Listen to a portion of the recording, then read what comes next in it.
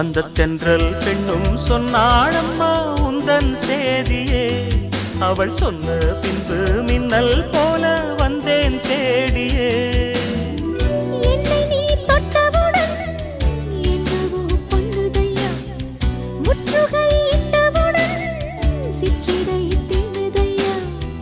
வெட்கம் விடுமோ அச்சம் விடுமோ, தக்க துணைதான் பக்கம் வருமோ.